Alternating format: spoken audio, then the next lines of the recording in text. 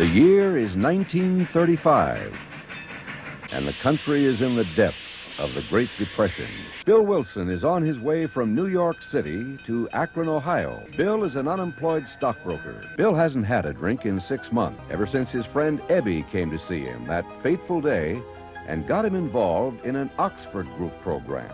Bill was a visionary and a promoter. Bob is Dr. Robert Holbrook Smith, the Akron surgeon who had openly confessed his drinking problem to the Oxford Group. Dr. Bob was the opposite temperament. He was steady. He didn't have a lot to say. And I think these two fit together perfectly. The two men hit it off at once.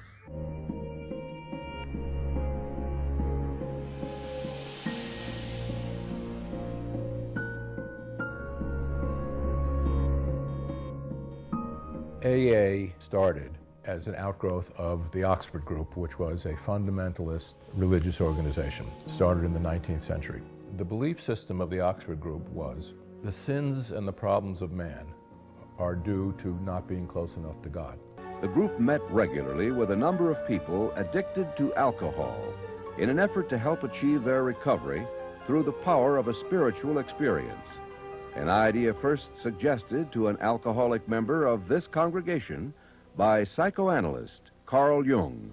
The 12 steps evolved from the Oxford Group 4 spiritual activities, which were surrender, which became our steps 1, 2, and 3. Admitting they were powerless over alcohol, that their lives had become unmanageable, and they made a decision to turn their lives over to a power greater than themselves. Sharing, which became our steps 4, 5, 6, and 7.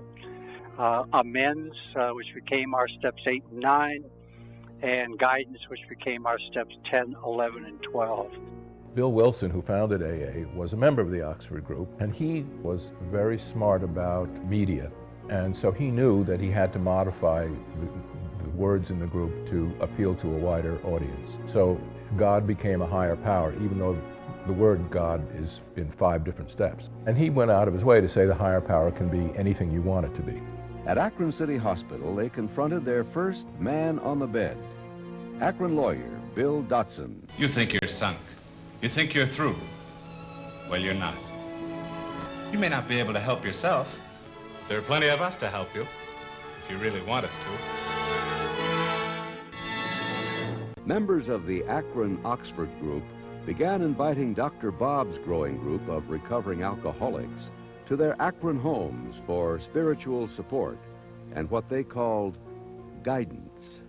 Although as late as 1942, the Akron Group still emphasized the 4 absolutes of the Oxford movement as much as AA's 12 steps in its little green manual.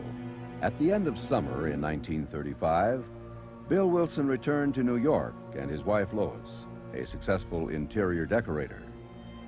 There he began working with alcoholics referred to him by the Calvary Church Mission in Lower Manhattan, with a notable lack of success, until he switched his hunting grounds to New York's Towns Hospital, to patients of psychiatrist William Silkworth, a pioneer in the treatment of alcoholism.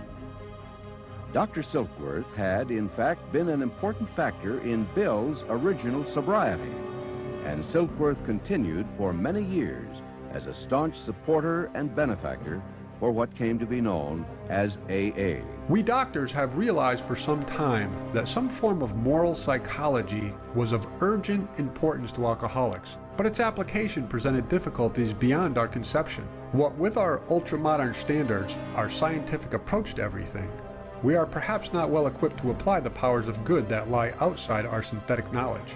The entire absence of profit motive in their community spirit is indeed inspiring to one who has labored long and wearily in this alcoholic field. They believe in themselves and still more in the power which pulls chronic alcoholics back from the gates of death.